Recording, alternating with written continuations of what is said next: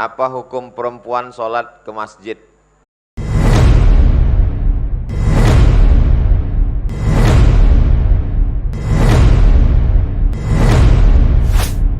Apa hukum perempuan sholat ke masjid? Yang satu mengatakan perempuan gak boleh ke masjid, lebih baik sholat dalam rumah, lebih baik sholat dalam kamar, lebih baik sholat dalam tempat yang sempit. Kenapa tiba-tiba angin kencang? Ternyata karena belum disebutkan nama Ustadz Wijoyanto. Begitu disebut langsung tenang kembali. Kalau Tuan pergi ke Padang, jangan lupa membeli soto. Kenapa tiba-tiba angin kencang? Karena belum disebut nama Ustadz Wijoyanto. Satu kelompok fokusnya ke sini, jangan ke pantun. Satu kelompok mengatakan perempuan lebih baik sholat dalam rumah, lebih baik dalam sholat dalam kamar, lebih baik dalam sholat dalam tempat yang paling sempit, tertutup, tidak dilihat orang. Itu ada dalilnya dalam hadis Sunan Abi Daud.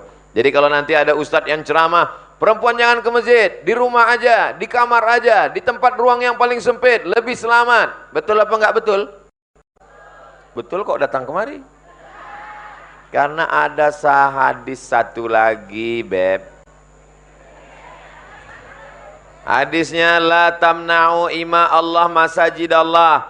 Jangan larang perempuan datang ke masjid. Ini yang di depan saya ini perempuan apa perempuan jadi-jadian? Asli, original, bukan habis operasi dari Thailand.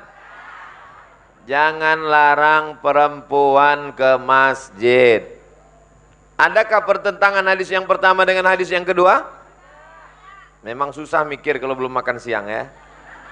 Hadis yang pertama mengatakan perempuan jangan ke masjid. Hadis yang kedua mengatakan jangan larang perempuan ke masjid. Nabinya berapa? Satu. Kok hadisnya bisa berbeda? Makanya ada namanya ilmu mukhtaliful hadis.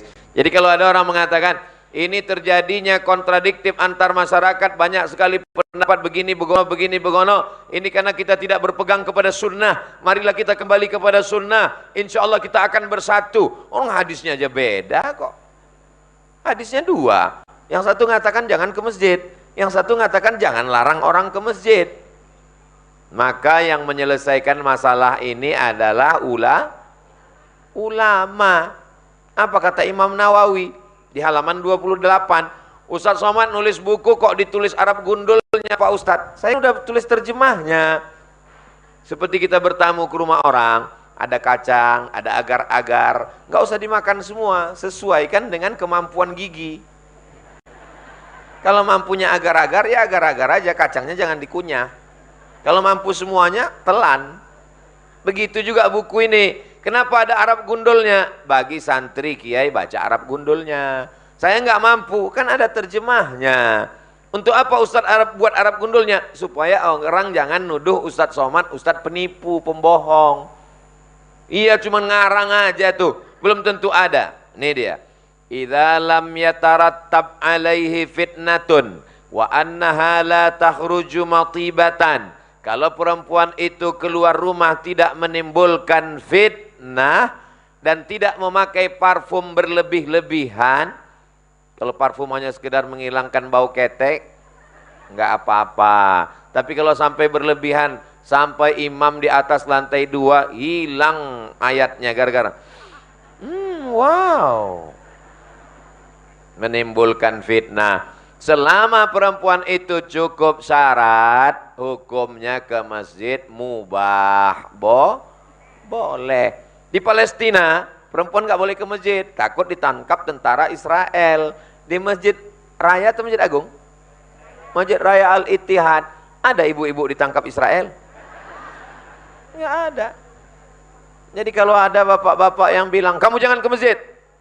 Aslinya perempuan itu punya 5 hak terhadap suaminya. Bu, masih sadar?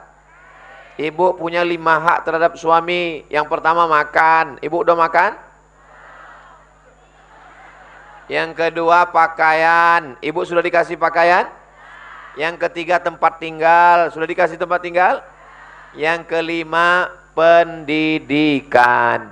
Aslinya suami yang mendidik istri, tapi karena suaminya nggak bisa mendidik, maka dia lepas ke masjid untuk belajar, bukan untuk arisan. Tapi kalau ada arisannya juga nggak apa-apa selama tidak ada unsur riba. Yang kelima, mesti ada perhatian dari suami. Karena kalau suami tidak memperhatikan istrinya, istrinya akan mencari perhatian suami orang.